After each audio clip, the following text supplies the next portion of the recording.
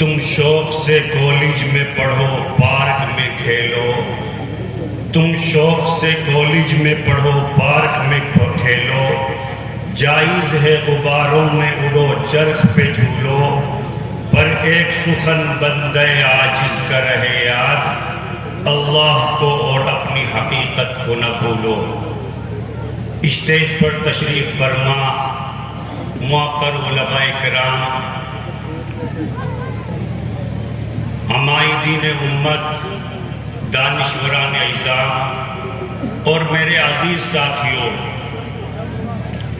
ہم نے یعنی مسلمانوں نے پوری انسانیت کی تاریخ کے اندر علم، ایجوکیشن، نالج، آرٹ، سائنس، تمام فنون سے ہم نے محبت کی ہے، اور اس کی وجہ یہ ہے کہ اللہ تبارک و تعالیٰ نے قرآن کریم کے اندر جو فرسٹ ریویلیشن، جو فرسٹ ورس آف دی قرآن، جو سب سے پہلی آیت نازل فرمائی، تو اللہ نے فرمایا اقرأ بسم ربک الذی خلق، read, seek knowledge, educate yourself with the name of your Lord. تو اس لیے ہم مسلمانوں نے جہاں جہاں بھی ہم گئے، ہر جگہ ہم نے ایجوکیشن اور تعلیم کی روشنی کو پھیلایا۔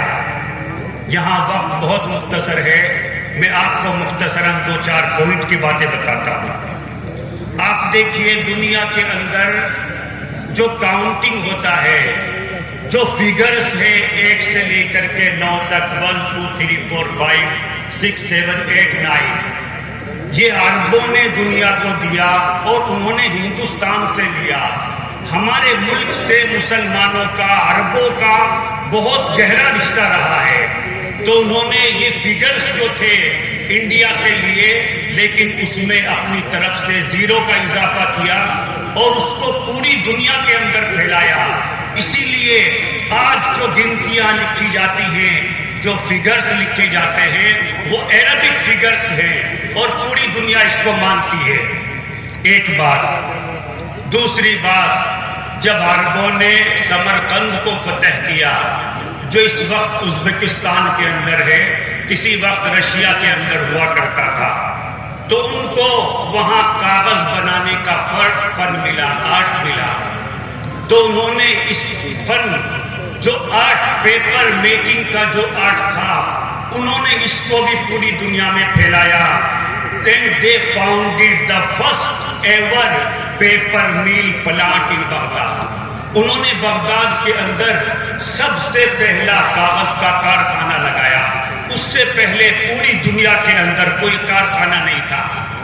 افریقہ اور سیسی کی حکمرانی کرنے والے بادشاہ نورمان کنگ، اس سلطنت کے ایک بادشاہ کو جب پوری دنیا کا نقشہ بنانے کی ضرورت پڑی، جو زمانے میں اویلیبل نہیں تھا، تو اس نے جو مسلمانوں کا مشہور جغرافی دان تھا، میتھمیٹیشین تھا، وہ الادریس، اس کی طرف وہ متوجہ ہوا، اور الادریس نے اس کی پوری دنیا کا چاندی کا نقشہ بنا کر دیا۔ اور صرف یہی نہیں، بلکہ اس نے پوری دنیا کے 75 الگ الگ قسم کے نقشے بنا کر کے دیے۔ اس کے علاوہ انہوں نے نقشے کے اوپر جغرافی کے اندر ایک کتاب لکھی۔ تو ہمارا جو علم کا رشتہ ہے یہ بہت پرانا ہے۔ آپ نے ایک نام سنا ہوگا، ضرور سنا ہوگا، الجبرا، جو میتھمیٹکس میں آپ نے ضرور سنا ہوگا۔ جو لوگ میتھمیٹکس کی الف بی اے بی سی ڈی جانتے ہیں، انہوں نے الجبرا کا نام ضرور سنا ہوگا۔ تو یہ الجبرا ہے، یہ نام بھی عربک نام ہے، اور یہ لفظ الجبر سے نکالا گیا ہے۔ الجبر سے ماخوذ ہے الجبرا، جو میتھمیٹکس کے اندر آتا ہے۔ اور یہ نام الجبرا نام سب سے پہلے جو ایک مسلمان جو ہے سائنٹسٹ تھا، اس نے بغداد کے اندر 825 عیسوی کے اندر ایک کتاب لکھی محمد موسیٰ الخوارزمی نے، اور اس کتاب کے اندر الجبرا کا انٹروڈکشن کرایا، اس ٹائٹل میں اس کا نام الجبرا رکھا۔ محمد خوارزمی he was the original creator of geography. تو جیوگرافی کے اندر یہ خالق تھا جو ہے اس کا، اور اس نے اس کو پوری دنیا میں پھیلایا۔ ہندوستان کے اندر جب مسلمان آئے تو آپ ہندوستان کے اندر دیکھیے کہ جتنی بھی زیادہ خوبصورت عمارتیں آپ کو ملیں گی، بلڈنگز ملیں گی، آپ تاج محل کو دیکھ لیجئے، the symbol of love، جو محبت کی نشانی ہے۔ ایک شہنشاہ نے بنوا کے ہنسی تاج محل، ساری دنیا کو محبت کی نشانی دی ہے۔ ریڈ فورٹ لے لیجئے تو مسلمان جہاں بھی گئے انہوں نے وہاں اچھی بلڈنگز بنائی، مساجد بنائی، قلعے بنائے۔ آپ نے جو ہے مسجد کا نام سنا ہوگا، جو ادلس کے اندر مسجد ہے اس کا نام آپ نے ضرور سنا ہوگا۔ اس مسجد کے اندر 1200 سے زیادہ پلرز تھے جو اس کی چھت کو سنبھالے ہوئے تھے، اور اس کے اندر ایک قندیل تھا۔ اس قندیل کے اندر ایک قندیل میں 10,000 لائٹس جلتی تھی، اور چھوٹی سب سے جو چھوٹی قندیل تھی اس کے اندر 10 لائٹس لگی ہوئی تھی۔ خلاصہ یہ ہے کہ ہم نے نہ کبھی دنیاوی تعلیم سے کسی کو منع کیا اور نہ دینی تعلیم سے منع کیا۔ مسلمان جہاں بھی گئے انہوں نے ہر طرح کی نالج کو پھیلایا۔ آج یہاں اس جلسے کے اندر مولانا زاہد حسن گرلز انٹر کالج کی بنیاد رکھی جا رہی ہے، یہ بہت اچھی بات ہے۔ اور مسلمانوں کے اندر آج ہی نہیں، ہم سوچ رہے ہیں کہ دیر ہو گئی ہے، اصل میں دیر ہم کو اس لیے لگ رہی ہے کہ ہمارا جو گولڈن ایرا تھا، ہمارا جو سنہری دور تھا، اس کے بارے میں لوگ جانتے نہیں۔